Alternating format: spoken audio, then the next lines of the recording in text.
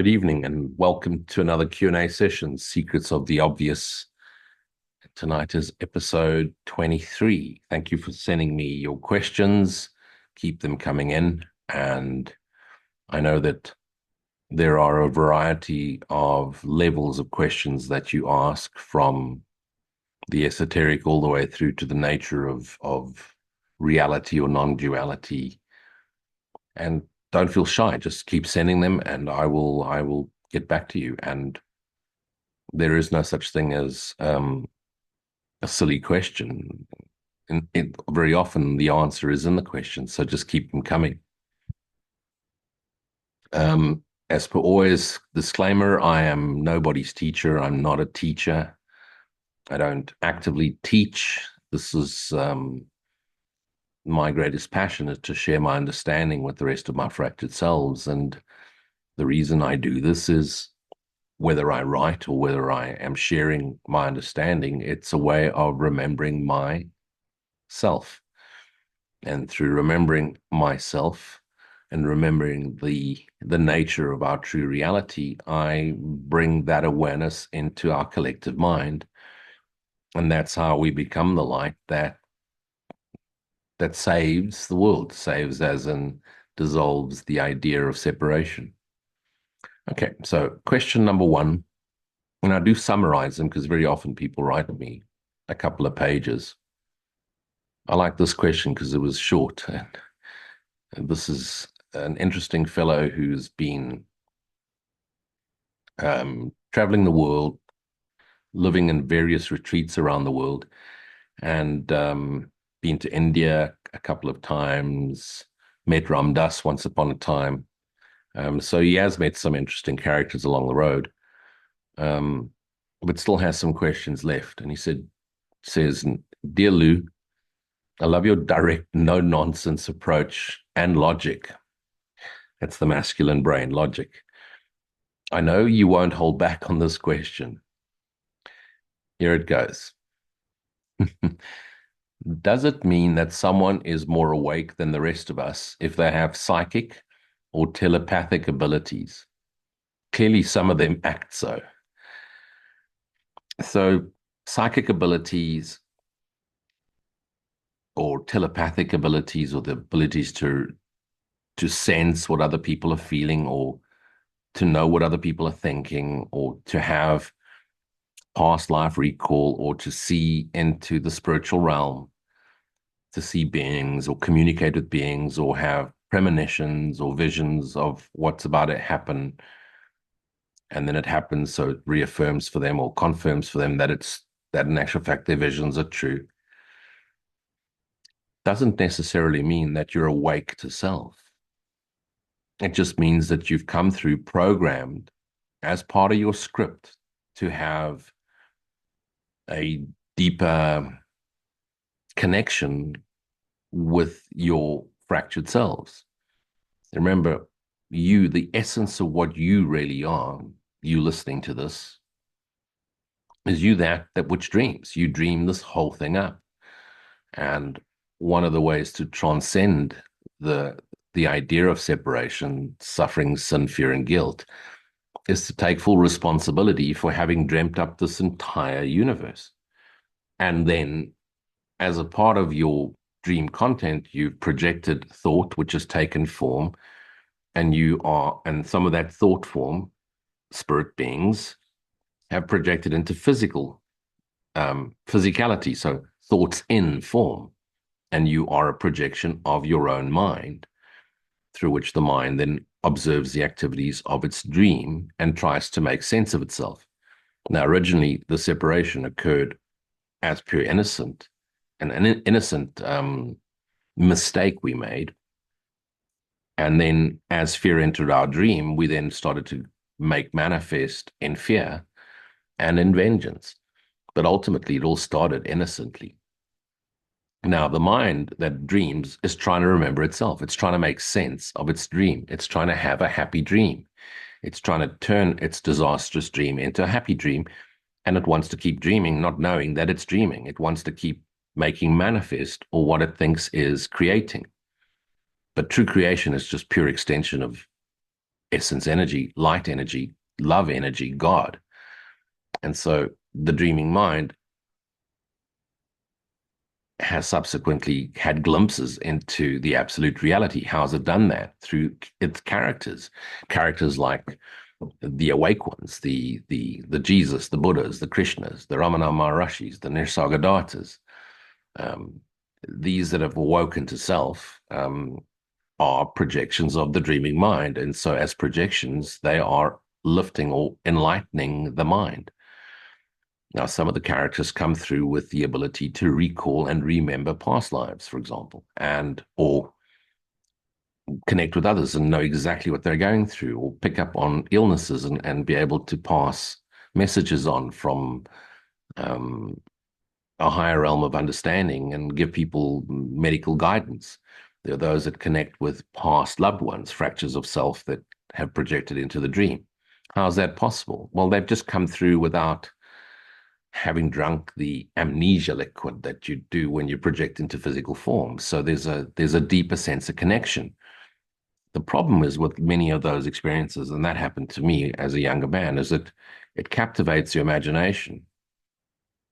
And these apparitions that you see into spirit world then become your ultimate reality, and you stop going beyond it. Very often the psychic becomes self-glorified in his or her psychic ability and travels no further than that. And I, as a young man, believed the spirit world was our final destination because I was able to see the apparitions that came and went. But ultimately, it didn't give me a deeper understanding or the deepest understanding of that I was dreaming. So it doesn't, you can be completely non-psychic and have no inkling of intuition or um, extrasensory perception, telepathy, or psychic ability, and yet be fully awake to self just through the logical path of understanding. At some stage, the understanding gets put down and there's a transcendence. And before that transcendent happens, you really get to the point where you realize you don't actually know anything. Uh, you may know self and the nature of self, but you don't actually understand what anything is for. And it comes to that point of complete and total surrender. And that's when you really are ready to be lifted, because you can't lift yourself into that fully awakened state, but you get lifted into that state. And so the question is obvious. It comes from a logical mind. It wants to know, do I need to be all woo-woo in order to transcend? No, absolutely not. Um, the path of jnani, wisdom, intellect, understanding, um, is through clarity, understanding. And when you get to that point of realization of everything as love, appearing as the universe, people, places, things, and events, and you get to that essence of self, you don't have to read anyone's thoughts or remember your past life. In actual fact, that will hamper it. It'll take you. I know I did 3,000 past life regressions, 3,000 clients, and it traps you in focusing on the past. Now, your current life, if you look at the past of this current life, doesn't give you any answers unless you tap into through the forgiveness process into your formative years and realize that you set up the programming, and then through forgiveness you release it. What's it going to help you going back 10 lifetimes or 5 lifetimes or 3 lifetimes? You're going to get you to the exact same point you get to now, where you forgive self for dreaming all of this up and none of it's true. So the answer is no. It doesn't mean that if you have psychic abilities or telepathic abilities, you're more awake than others. You could, in actual fact, be just as fast asleep, trapped in your special abilities. So keep up the work, and remember, you've probably already had a glimpse into the ultimate reality, the absolute reality. It's a silent stillness, a peaceful state of being. It's an all-pervading presence. It's the present moment awareness here now. And it's the knowing of the knowing. It's just a gentle, like a little breeze. And it's just, there it is. And it's always with you. And it deepens and eventually is all pervading. it'll come to a place where it's never not there. I hope that makes sense. And yeah, no need for woo-woo and psychic stuff. Just present moment awareness. Just be aware of being aware. And realize that while you're still in form, there's still work to do. Even though you may have gotten over all your forgiveness lessons, the fact that you're still in form, there's a function now to play out. And that is Dr. Hugh Len, a Ho'oponopono teacher, would just walk around just constantly reciting, I'm sorry, please forgive me. Thank you, I love you. We are healed. And just bringing healing to the collective, complete selfless act of love, unconditional love. Human beings do that. And it's very possible and exists. So, yeah. Okay. They're having a boxing match again with the plants, I see. So, my enlightened masters are fighting with each other. Okay, next question. I hope that. Dear Lou, why do we constantly look for a partner, a lover, or someone to love us? Why do we hate being alone, even though it seems to be much simpler, less complicated, and with a lot less conflict when we are alone? So let's split that question up. So first and foremost, we're never alone. We just believe we are. We're all one. And even though we dream as 8 billion fractured beings, there's 8 billion of us on this earth. So you're not alone. There's 8 billion others on this planet. But yes, I understand what you mean, that you sometimes find yourself in solitude, in your aloneness, and you feel lonely. It's completely natural to feel lonely when you're alone. Why? Because the yearning to reconnect with all of your fractured selves is natural for all of us.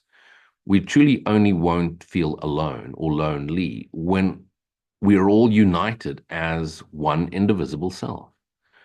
So why is it that we're constantly searching for a partner? Because we want to see the reflection of Christ reflected back at us. Christ, not Jesus. Christ, the self we are, the Christ self we are, the awakened mind. So it's natural to yearn for companionship, to yearn for one another. But realize that even those that are in the most loving, fulfilled relationship, companionship, mighty companionship, still have a yearning for more. And it may not be more as in another partner, but it'll be more in some other way. So it's never enough, and it never will be enough until we collectively awaken to the one individual self, the Son of God we are. But I want to urge you to do this. Next time you're alone, find yourself in solitude, and you're feeling very lonely and separated, and it's not a pleasant feeling, loneliness, something I struggled with for most of my youth and into well into my 30s. Instead of going into that loneliness, and it's going to turn into some sort of habit and escapism, and you're going to look for wanting to connect, and you're going to go to places that you normally wouldn't naturally go to just so that you could connect with others. Concentrate, just center in self and focus completely on that sense of loneliness and try and find where is it coming from. Because if you're aware that you're feeling lonely, then you can't be the loneliness because you're aware of it. Search for where that sensation, that feeling, that emotion, that perception of loneliness comes from. Then use your alone time to realize that through the direct approach that you're never alone, you're all one. And that you no longer need the validation and externalization of people, places, things, and events in order to know self. Because once the knowing of self is there, it's so expansive, it's so all-encompassing that it pours out of you and it wants to share itself. Now, bear in mind that all of us on our journey back to God will eventually go into the cave.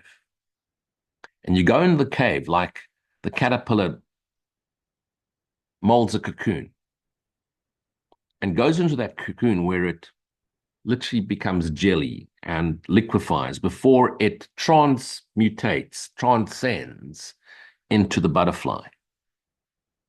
Does it mean that you will spend the rest of this life alone if you're a lonely person or you seem to like solitude? No. At some stage, take it from this person who's been a recluse and reclusive and alone most of his life. At some stage, it wants to pour back out. That's why you have this channel as one way to connect with the rest of myself. And it's so overwhelmingly expansive and joyously expansive. It wants to share. It wants to lighten. It wants to lift all of it. Sometimes misperceived as it wants to heal others. There's no others. Remember, if you think you need to heal others, it's always yourself that needs healing. But be okay with it. Go into it, feel it, find it, and you realize there's no source of loneliness. It's a filter. It's a perceptual filter. And when that light extends through you and wants to expand through, it wants to share. The yearning for companionship will always be there. We're not designed to be alone. Two by two, they walk into the ark, yin yang, complete, as they rejoin with the ark of the covenant. What's the covenant? Represent the covenant we have with God. It's the final judgment. There's no judgment, but the judgment is you are perfect. You are my holy son. You simply fell asleep and dreamt you went on an adventure when you've never left my home. So don't waste your time feeling lonely when you're alone. Use that time to reconnect with all your fractured selves, rest in God, and really practice your forgiveness work so that it's that the cave time ends quickly or quicker, and then you're ready to go and share. And of course, everybody deserves and is entitled to a companion, but be wary that you don't become attached, because well, I've seen this with the most loving relationships. When there's always a couple with the most loving relationships, often one has to go home early because the one that stays behind has still some work to do in letting go and being fully whole, even when they're alone. I hope that answers the question. Other than just to say it's totally natural to feel lonely and to seek a companion. But when you recognize you're never lonely and you're never alone because you're one, when you start to open up and share and pour, the companion comes and it's a polar opposite match. And if you still have forgiveness work to do, they will show it up for you. Okay, this is a long one, but I have shortened it into a couple of paragraphs. And dear Lou, I know that you deny, I don't even want to read it. I know that you deny you are enlightened. Yes, I do deny it. But I have watched you for 20 years. You sound like a stalker, dude. And I've observed you perform miracles. Okay. And that tells me that I think I know who you are. So don't deny it. Okay. Therefore, since you know I know, please can you describe your experience of awakening to self? Why didn't you just ask me when you met with me last month? Should have just asked. What changed in your everyday life after your awakening? So this is someone that's known me for a long time and they're struggling to compute what's changed about me. And, to myself, I haven't really changed, but yes, the world has changed for me. And that's the miracle of transcendence. That's the miracle of forgiveness. And what does living with an all pervading awareness feel like? Okay. Is it always peaceful? I wish. Are you always aware of God's presence? Yes, that I am. I am always aware of God. There's never a time anymore where I'm not aware, that I'm aware. And what am I aware of? The all pervading presence. Is it always peaceful? 85% of the time, yeah. But not always.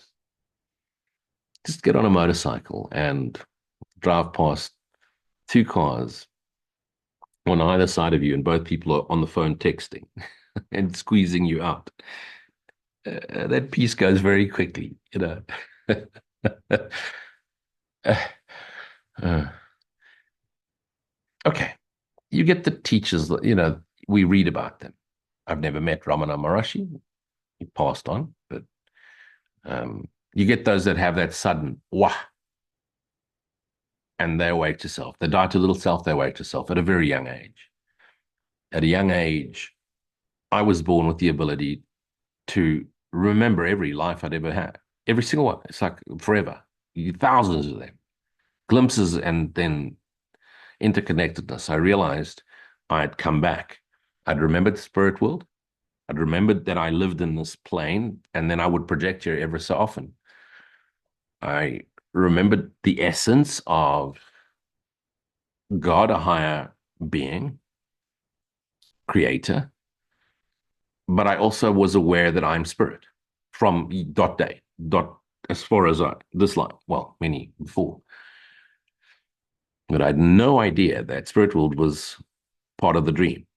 I had a very clear distinction in my mind, my awareness as a young boy, that that was home and this was playtime. Of course, it didn't remain playtime. It became vicious and ugly very quickly. And very quickly, I was wondering why I did this. From the day I can remember, I've seen this being. And when I would describe this being to my granny or to my mother, they would say, "Oh, that's an angel." And so Urialilu became an angel for me. As I awoke to self and started recognizing that what appeared and disappeared is illusion, at a certain stage, I realized Urialilu, the so-called guide or angel that I had around me all the time, was in actual fact myself, my highest form of myself in what I perceive to be linear time, my future self, coming back to this current self to guide me, because I had a mission. And of course, I had no idea what that mission was. Now I know. Practice forgiveness. As a young boy, I was alone. I preferred solitude. When I came to South Africa, it all turned to shit. Um, I mean, I was raised in a multicolored community, a multi-race community. When I came to South Africa, I experienced severe racism in the most ugly way. And so I closed up and I wouldn't talk about it. And of course, by the time I was 16, I was vicious. By the time I was 30, I was a millionaire, policeman's son. And so in my 20s, I shut it off. And yes, I'd have premonitions all the time. And it was wonderful when I was speeding. And all of a sudden, I see the speed trap and I'd slow down and wave at the cops because I'd slow down insufficiently not to get bust. So those were useful. And if you touch me, you download. So if I was interested in a pretty girl, then I would very quickly realize if I couldn't tap into her, we were meant to have a relationship. So that was the one I'd pursue. That was simple. So there were tricks that I'd performed. And very quickly, I realized exactly what to say and how to say and get the deal. And that's why I say by the time I was 30, I had the Ferrari and every conceivable toy and the perfect model wife. But I was unhappy because this extrasensory ability, the sensory perception, was aware of the viciousness and the ugliness and the jealousy and the greed. And then, as the most blessed miracle, at the age of 33, diagnosed with a brain tumor. And on the 30th of October, 24 years ago, I clinically died. Not near-death experience. I was declared dead and stuck into a morgue in a body bag, in a fridge. Woke up 4 hours later. Traveled back to the spirit world. Now, as a young boy, I already remembered the spirit world.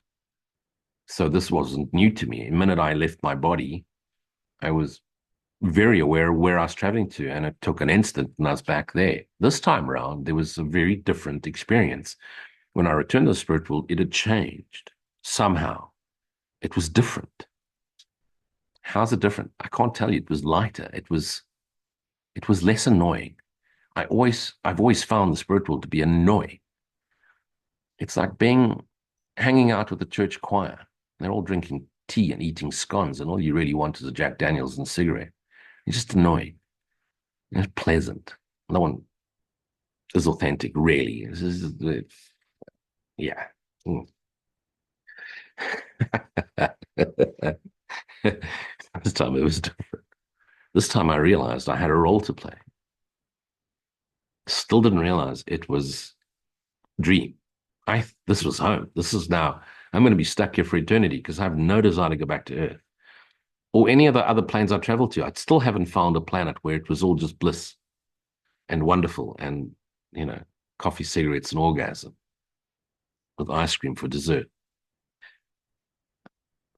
Something was different.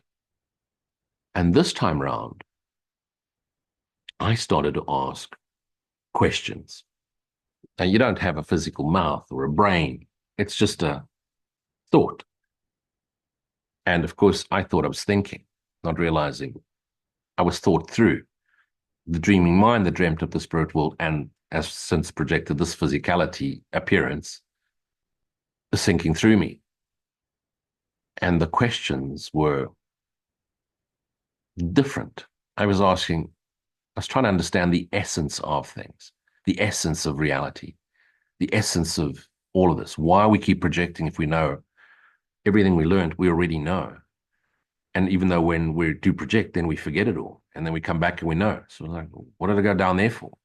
Oh, just to prove that we all will remember what we already know. And yet we don't know shit because we don't know why we're here. We have no idea what created the spirit world. And we have the sense of this all-encompassing presence, which we know created us. And yet we're afraid of it. Yep, in the spirit world, we're afraid of God. Have you ever heard anyone say that? Of course they won't. Because it's all woo-woo. Go deeper. And in the spirit world, you realize you're actually afraid to connect with it. As much as you want to, you're afraid of it. Why? Because there's a deep inner knowing that when you connect with it, you disappear. And you've seen beings come and go and then disappear from the spirit world. And you don't know where they went because they never return. Christ mind. They become Christ minded. And then there was the time where I wanted to meet with my brother, Christ Jesus. And I tried to find Jesus in the spirit world and I couldn't. Ramana didn't even know who Ramana existed until I found him in the spirit world. It's only when I came back to awake in this world that I searched for him in terms of his writings. And it's only when I somehow deep within myself remembered Christ that there was an apparition which had been the Jesus 2000 years ago. And instantly I recognized it's a part of myself. And in that instant connection with what had been Jesus, I realized he's no longer in the spirit world because he is part of that all encompassing energy source, which we know if we go into, we disappear. Why do we disappear? We die to the apparition because we dissolve into the light sphere.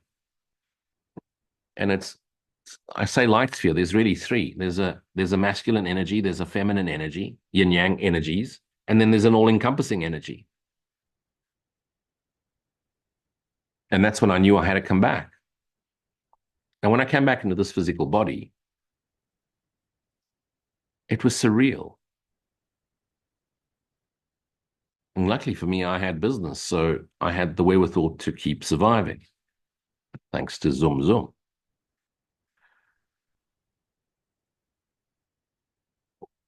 But nothing made sense. There was just no point. It felt heavy and yet light. I had that interconnectedness in a way that was so much deeper than I had even as a child when the apparitions came. Of course, the Uriel character no longer appeared to me. Why? Because I had transcended that, realizing I had been Uriel and every other being that had projected into form. And by the way, the miracles that occurred around me and you know about a few of them happened spontaneously. I wasn't thinking about miracles. I wasn't thinking about healing anyone. In actual fact, on several occasions, I was just annoyed.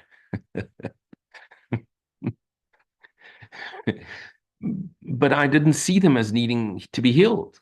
And they reacted in the way that I approached them.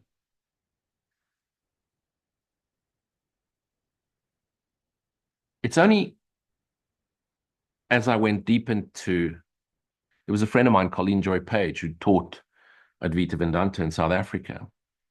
And she had started a school of non-duality. And I went to one of their talks, but immediately I just couldn't be in that space because there's too many people. They'd even brought some monks out to South Africa. So I just delved into my own and really started studying the Advaita, the Upanishads, the Mahavakyas, and Sufism, Tao Te Ching. Well, the Tao I've been studying since I was a kid. The Tao Te Ching, I was given the Tao Te Ching at the age of 11 by a friend of my father's, who was a racist assassin, just by the way. Bizarre. And so the non-dual started to become clear. I'd never even considered it. Bizarre. I have all these past life memories. I'd meet people and I know exactly where I've met you before in previous times, and people that have been family members or spouses or companions. No idea that I was dreaming both of these activities, spirit world and this world, and that I'm actually part of that all-encompassing essence, which we're so afraid to delve into, because as we delve into, we dissolve.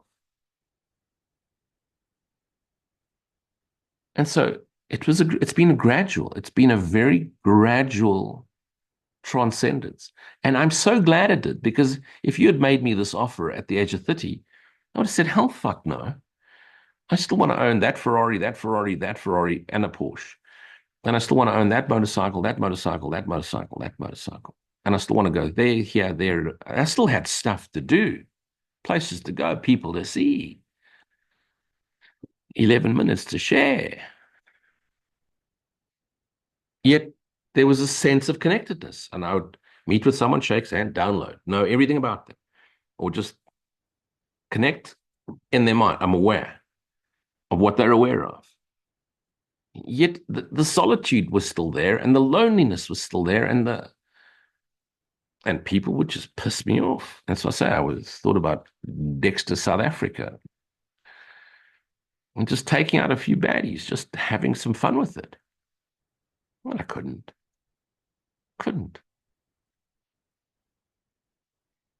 And it's just been a very gradual transcendence. And somewhere along the line, my perception changed. Because I used to look for danger around every corner. I was programmed. I was trained as a bodyguard, a martial artist. Bodyguards are designed to look for risk and threat constantly. And at some stage, it changed. Don't ask me when. It was around about, well, was it my 42nd year? There was a transcendence. There was a clarity that came through, and an innocence that and I always used to think innocent people are naive. And there was an innocence that just took over. And it would come and it'd go, come and go. So at first 20% of the day, and then, so gradually evolved 20, 30, 40, 50, 60, 70, and it would come and go. And it still comes and goes. It's still being developed. It's why I'm still in form. Once it becomes all pervading completely, there's no need for form anymore, because I can just dissolve into the light of awareness, add to that light of awareness, add as in join with it. And as I join with it, one less fractured thought and form in the dreaming mind. And that light extends. Imagine it's like a dimmer switch, and each one of us that awakens to self adds to that light, and the dimmer switch goes a little brighter until it's just pure light. And so we do more for the collective awakening of ourselves by joining with the light we're so afraid to join with, because we're afraid of never having existed at all. So we in this world are afraid of death, dying physically. In the spirit world, we're afraid of dissolving into the light, and we want to maintain and retain our individual spirit beingness.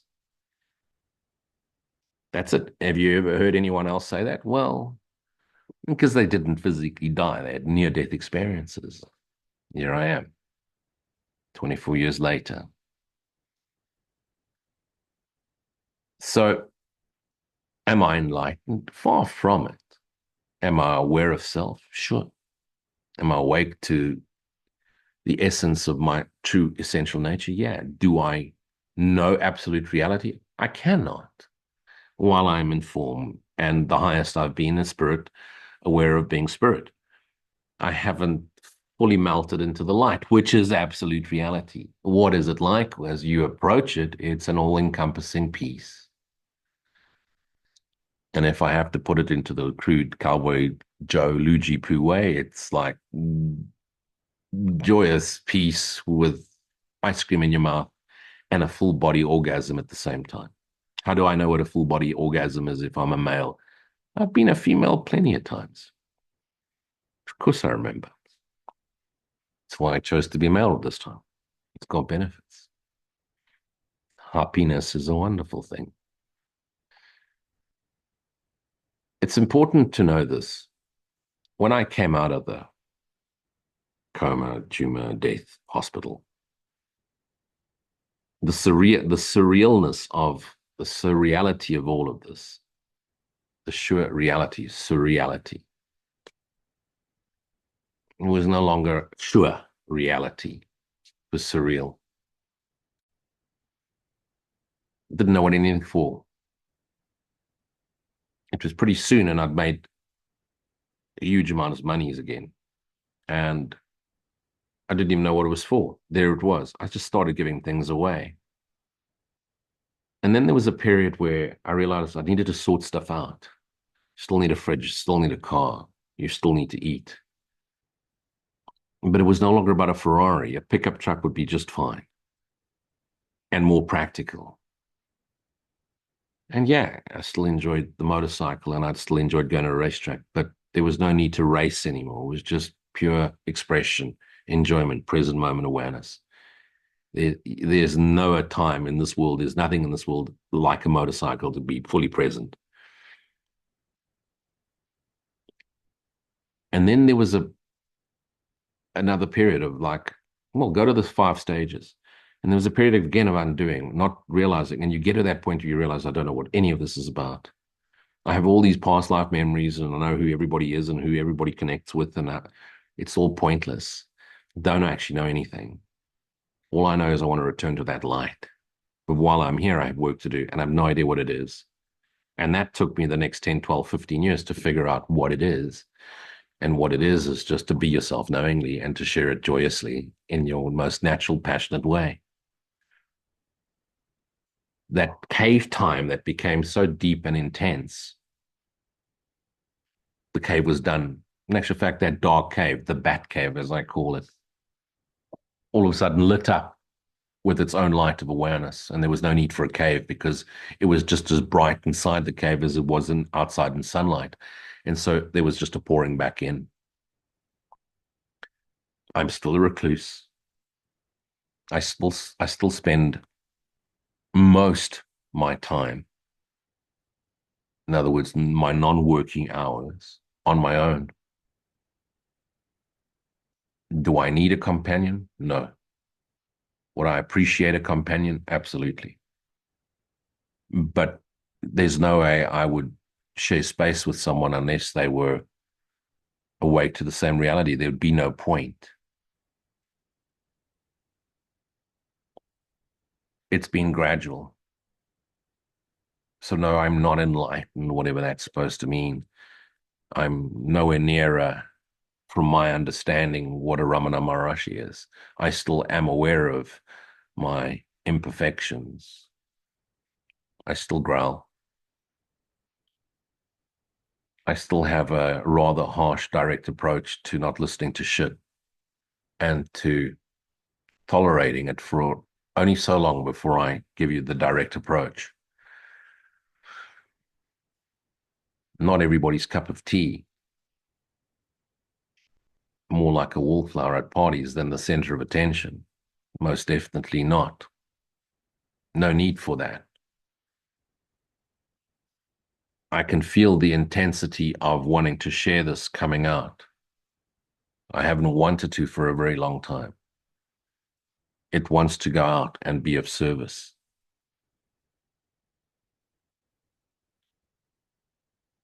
All of us are going to go through this, some more gradual than others, some with a way more acceleration. But bear in mind that for the acceleration activity, there generally has to be something rather radical that happens to you. And you don't really want that. I hope that answers it. Ultimately, when you pour back in, you still have to be vigilant. The chattering doesn't stop. The broadcasts of the dreaming mind don't stop. So be very vigilant. Return to awareness. Do not let the trappings, the idolatry capture you. It's very quick. You could have, and you all do have glimpses to self, and then before you know it, you're pulled back in and trapped in the dream state again. And second time round, although you think it's going to be easier to get untrapped, it's more difficult because very often the trappings trap themselves with a spiritual illusion, and then you think you're being awake to self. Meanwhile, it's just an ego trapping, like psychic phenomena. Okay. Next question. I think I've answered these before, but I'll answer this one again. Dear Lou, how do I stop thinking, especially the thoughts that bring up my unhappy past, my current state of guilt for not having been a good parent, and my fear of what the future may hold? Okay, how do you stop thinking? You cannot stop thinking. You're a thought through device. You're designed as a radio receiver through which the dreaming mind, has projected 8 billion radio receivers. You are a localization of, so you're both the broadcaster and the radio through which the broadcaster broadcasts its sorrowful melody. Yet, if you change the channel, you hear the broadcasts of your right mind, white noise, silent stillness, the joyful lightness of being. You get to recognize it, but you can only change the channel through forgiving the current channel, the current story, the current makeup. Once your thoughts, because everything that you've experienced is thought in form, experiencing thought forms. Once you've forgiven the thought of the past, the fear of the thought of the future, the thought of the guilt now, you're then able to very quickly switch the channel over to the white noise channel, to the right-minded channel. And once you've tuned into the white noise, it drowns out the chattering of the wrong mind. The wrong mind doesn't stop chattering, and you'll hear it, like you're sitting out in a field and you hear music coming from somewhere. And as the wind blows, all of a sudden you hear those sounds drift across, and then the wind stops and you don't hear the music anymore. And then the wind blows and you hear the music like that. So the chattering comes and the chattering goes. You're aware of it, but you no longer pay attention, and you no longer need to listen to the lyrics once you've practiced your forgiveness and you've forgiven your past. Once you've forgiven the past, to forgive is to forget. So if you haven't forgiven the past, whatever happens now triggers you because of your unforgiven past. Any trigger you have now is an unforgiven memory reappearing again in order to be forgiven so it can be forgotten. So no, you can't stop your thoughts. You just dial into the right-minded channel where the joyous lightness, ultimate sound of silence is all pervading. Now, you want to stop the thoughts because you feel guilty because you haven't been a good enough mother or whatever reasons you have, and because you're constantly projecting into the future and you're afraid of the future, you fear the future. Well, the only way you could be afraid of the future is if you're constantly listening to the thoughts that regurgitate the unforgiven past, which bring you into guilt into the present and then project fear into the future. Sin, guilt, fear. Past, present, future. So if you know that this is a dream, no matter how bad a parent you've been, realize that Whatever your children have gone through, they asked for before they projected into form. That doesn't mean you can keep doing it if you're still a parent. If you catch yourself realizing change yourself, go for help, go for counseling, go for coaching lessons, learn how to be a good parent. Everybody should be coached on how to be a parent. I mean, kids that have kids and, kids that are 18 or 20, 25 and have kids should be coached on how to have children. But okay, the world doesn't do that. I mean, you need to study to become an architect, but you don't study to become a parent. It's way more difficult being a parent than it is to be an architect or a doctor or whatever. There should be coaching classes. If I was president of the world, you'd have to pass how to be a parent class before you're allowed to have children. And if you have children that are not passing those classes, they get taken away from you and given to people who can coach them. How's that? That's why I'm not president. Be cruel. I'm going to be canceled just for saying that. Point is, if you're aware sufficiently that you are that, or at least have the understanding, a new understanding that you're not a soul plugged into a body, projected onto an earth, or stuck on an earth to go through suffering in order to appease God. If you have a sufficient understanding that you are dreaming or the same, then no matter what you've done, it's not true. Forgive yourself. Why? To forgive is to understand, and to understand means to see anew. And through understanding, you transcend so that you don't do it again. And if you've hurt people, then go make it right, whatever it means. Go and apologize. Go and set it right. Go and ask for forgiveness, not because you need it, but because they need to hear it from you.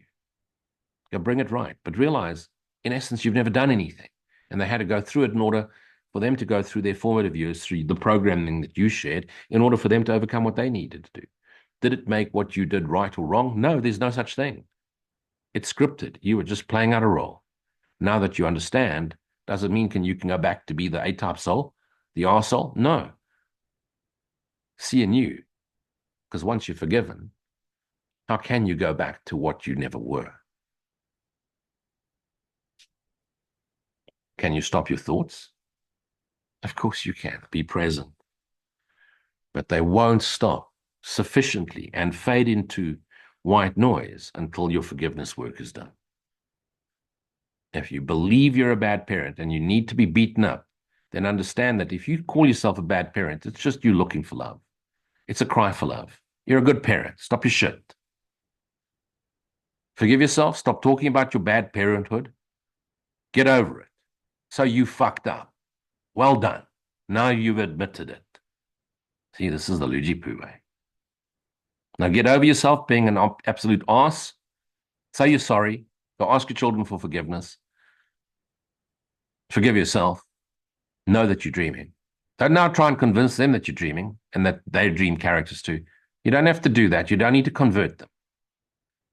This is about you for you, in order for you to share all yourself with the rest of your fractured selves. Hope that makes sense.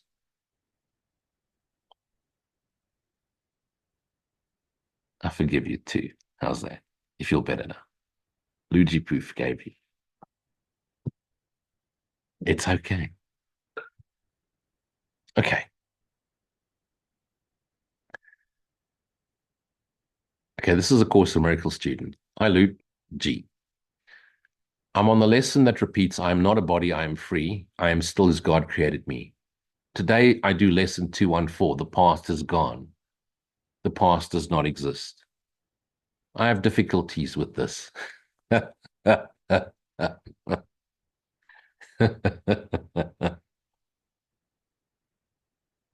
Okay. You don't explain why you have difficulties with it, but you give me a story. Lots of circumstances, difficulties in my everyday life seems to be caused by the past. Okay. You know that's not true. It's not caused by the past. It's caused by your thinking. By thinking that you're thinking. You know that. For example, my health issues seem to be caused by many years of illnesses and health problems. No, they're not caused by many years of illnesses. They're caused by your mind being dreaming. You're dreaming, and you're dreaming that illnesses are possible. You see how the past, your belief in the past, you have difficulty with the past does not exist. You are denying the authority problem. You've got authority problem. You're denying the absolute reality of God because you believe you've made yourself. That's it. You believe you're a body. You believe that you've made your identity, or you believe that you've been given some karmic imprint in order to struggle. And you give me a whole lot of diseases here, plus a whole lot of inner stress. Why? Because you made that illusion real for yourself. You've made the past real for yourself. And many current financial situation, and my current financial situation seems to be caused by me not being able to work due to illnesses. No, they're caused by you believing that you can be sick because you still believe you're a body, even though you're spiritual. You read the Course of Miracles. I'm not a body. I'm free. I'm still as God created me, which means I am spirit. So if you are spirit, then you cannot believe in time. You cannot be trapped by time. And you cannot keep repeating the past in your mind and expecting it not to affect you. If you forgive yourself because you know it wasn't true, no matter what you did, then if it's forgiven, it's forgotten. And you have difficulties with this because you want a reason to blame the past so that you can hold yourself as victim. Because why are you a victim? Because it gets attention. Because that's how you get energy exchange. You're so used to feeling bad about yourself, feeling shit, that's how you get attention. Stop it now. Stop now. Enough already. Ask yourself this question. Do you like hanging out with people that are constantly telling you their problems? Or do you like hanging out with people that are constantly sharing their joyous lightness of being? Yes, you know which one you'd rather like to be, right? Well, then stop now. If you're a Course in Miracles student, I'm not a body, I'm free. The past does not exist. Either you believe it completely, or why you even bother with the Course in Miracles? Then go back to old dogmatic way and believe you're a body, believe that your past is caused by external circumstances, you're innocent, the world's to blame, and see how that works for you. Okay, so the world's to blame. The world fucked up and it's hurt you, and now you're a miserable git. Now what?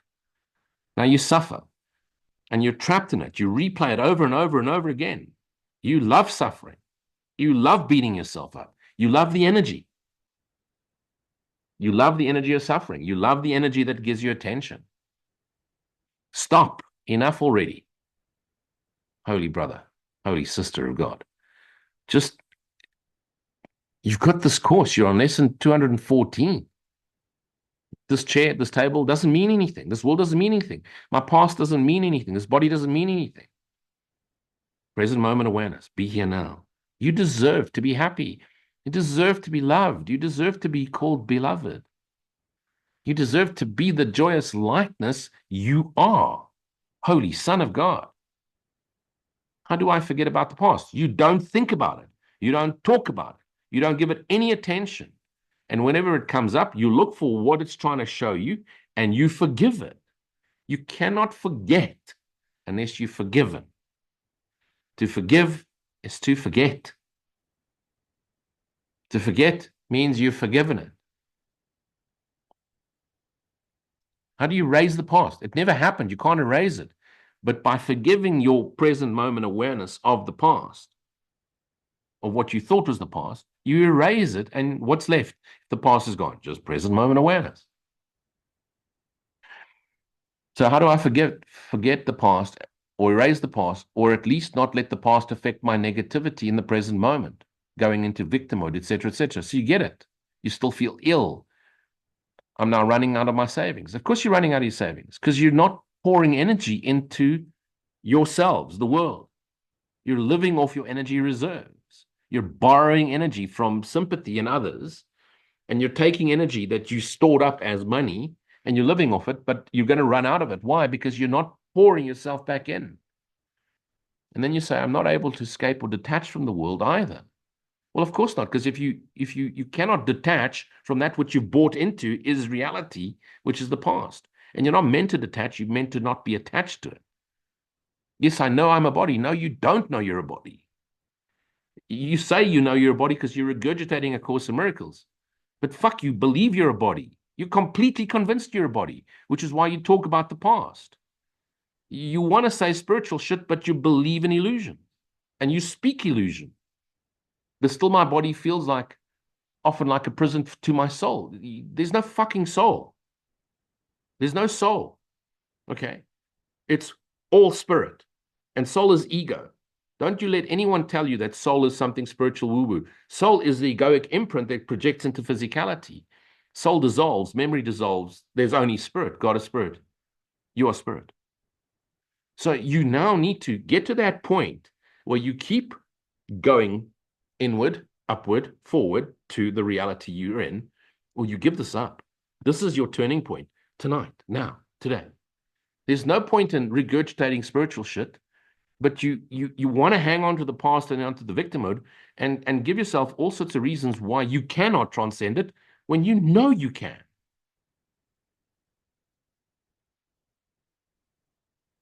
I know we all crave attention and love.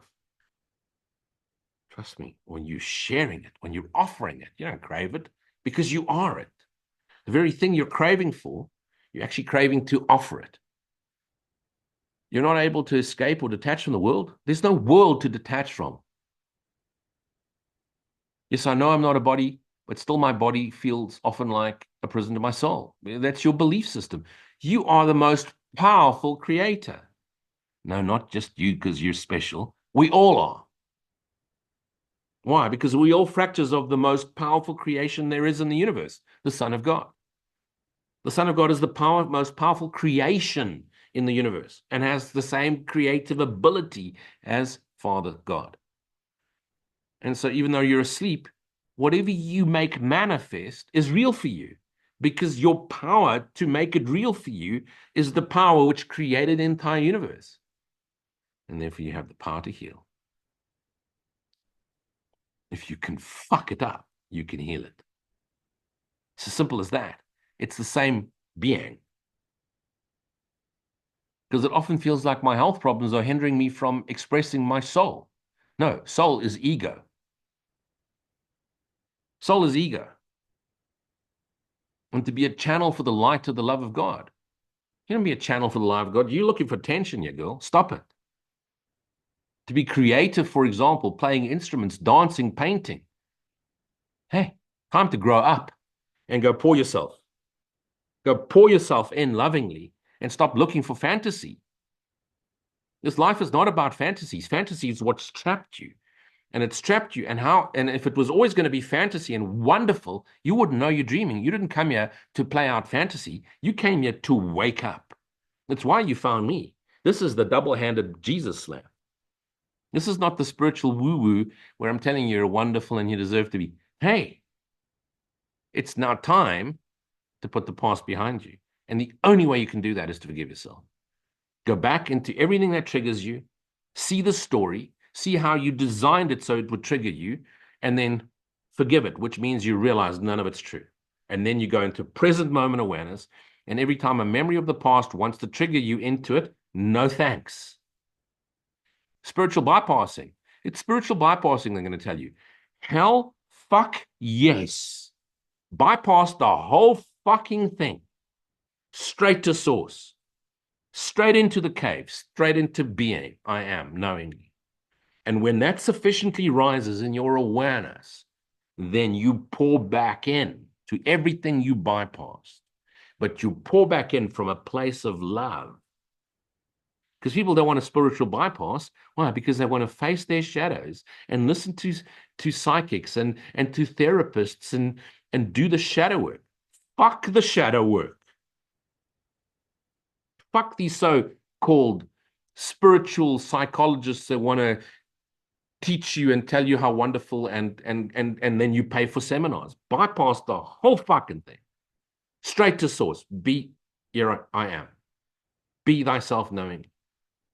Abide in silent stillness. Thoughts come up, no thanks. You've already recognized where the source comes. They come from nowhere. You don't have to investigate again. How many times does one have to do self-inquiry? I am. That's it. There's no more to I am. Even that I am dissolves into silent stillness. There's no I that am anything, just awareness. Awareness doesn't speak. It's the infinite sounds of silence, forever extending into eternity. here now. You don't believe in present moment awareness? You say you believe you're not a body? No, you don't. You need to know you're not a body. I am not a body. I am free. Awareness. For I'm still as God created me. Awareness. And when you become that awareness, beloved, you want to share yourself. And sometimes it's a hard way, just as I'm doing right now. But if you're on lesson 214 and you haven't got it, it's now time for that rude awakening. So to my question, the circumstances I'm in makes it difficult for me to accept the now. Well, then don't accept it and suffer a little longer. Because when you finally cannot suffer anymore, you put your body down, you go back home, you come back, you repeat it again, or you can choose to learn it now. Because you've had enough sympathy, and it certainly hasn't helped. And it's now time for compassion. And compassion is sometimes harsh.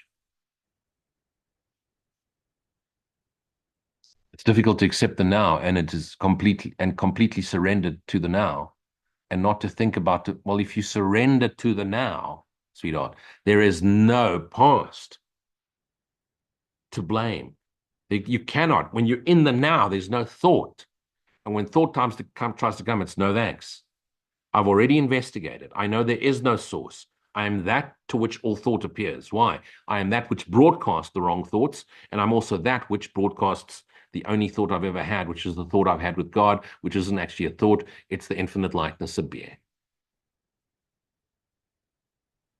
When you are truly willing to serve and be of service to the rest of your fractured selves, using what you've gone through, the hell you've put yourself through before you came into form, that you've experienced in this life, and you want to use this as an example to share your infinite light. When you truly want to be of service, when you're willing to die to self, including if you need to put this body down forever now, and you're willing to return to the light, then you're ready. And until you're ready to die to self, I'm not talking about killing yourself. I'm talking about die to the idea of yourself as a body in space-time, where the past has hurt you, where the future is fearful, where you're trapped by your disabilities. Hey,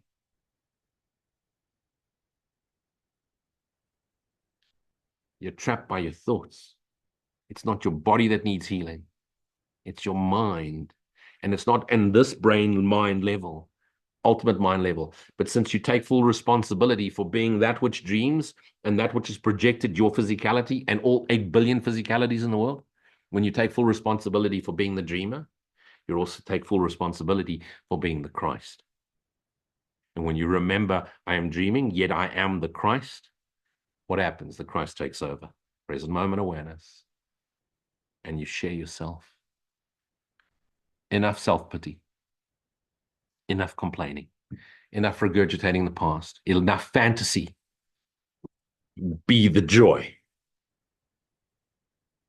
It didn't come here for fantasy. It didn't come here to play. You came here to remember. And I've just reminded you.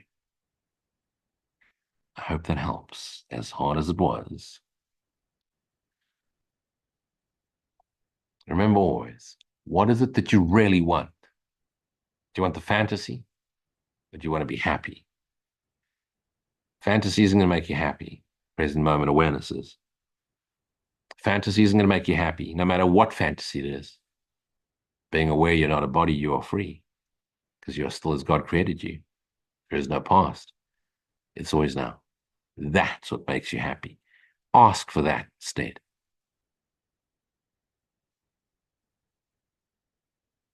Okay, this one is being translated from Spanish. Hey Lou, yesterday I met a little person who seemed to be fighting with the world. I experienced tenderness when I saw her, but I also noticed myself already at home, that I felt sadness. So that's a bad translation. So you felt yourself, the minute you noticed her sadness, you felt sad. For the fear on her face was more than evident. I now know my brother is one with me. And I would also like your comment on that. See, this is again similar to the previous question. The one state, one moment, and this is going to be hard. So you have to kick up the Uranus. Third eye is about to awaken. This is the spiritual bypassing bullshit that I talk about. Here it is. I am not a body, I am free. I know I'm one with my brother, but I see my brother suffering and then I feel sad. If you know you're not a body, you are free and you still as God created you. You do not feel sad. In actual fact, you don't feel anything. You feel absolutely fuck all. Do you hear me? People that feel are still trapped in egoic identity. Awareness doesn't feel. Yes, when awareness flows through the body, it feels like what? Joy. It's the only thing you feel.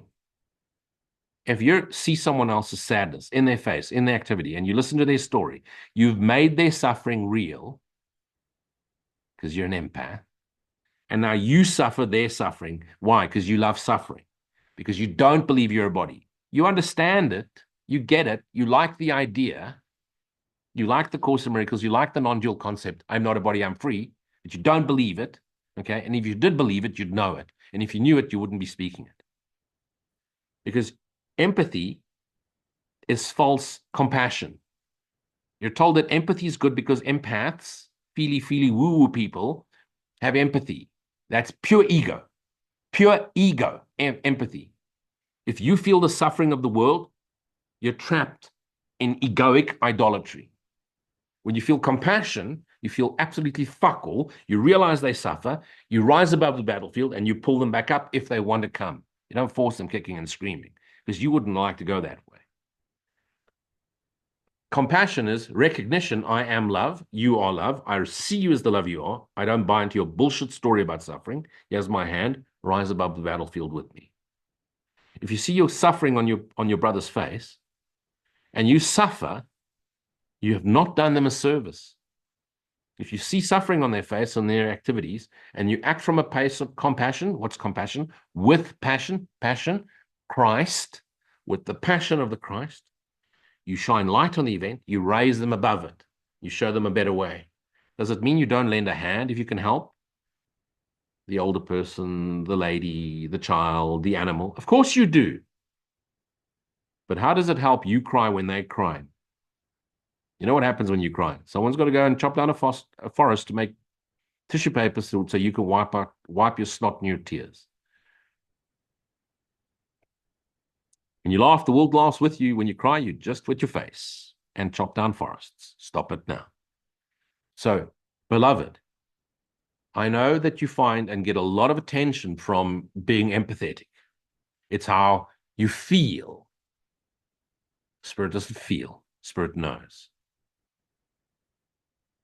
And to know is to be, and to be is to extend, and to extend is to be the Holy Son of God, created to extend the infinite light of awareness, not to feel the suffering of a body-mind identity, not to feel the suffering of others. How does it help? Someone's drowning in a shark-infested sea and you dive in there with them. You're going to get eaten too. You stay on the boat. You rise them up. Time to awaken to self. You're not a body. You are free. And therefore you don't feel the suffering. You share the joy. Do not be deceived by egoic empathy. Rise above the battlefield to Christ compassion. Be that knowingly. Okay, that's it for now. I'm going to hit pause and then we'll open up to the group questions. And so keep sending your questions. And what you saw tonight is the way I'm dialing it up. I am going the direct path. And it's going to be hard, but those of you I know that come to me need that wake up call, that shake in the scruff of the neck, because it's time to put away the suffering. It's time to stop the tears. It's time to rise to self. Remember, I'm not a counselor. If you've got trauma, past issues, traumatic past, go and find yourself a counselor. Go and find yourself a proper qualified psychologist with experience, with compassion. I'm not a counselor. I'm not a therapist. I'm not a teacher. I'm sharing my understanding. You ask the question, I share a point of view. Use it, don't use it. But if you need help, whether it be physical, medical, psychological, find a professional. Thanks for sharing me. And thanks for sharing this with me.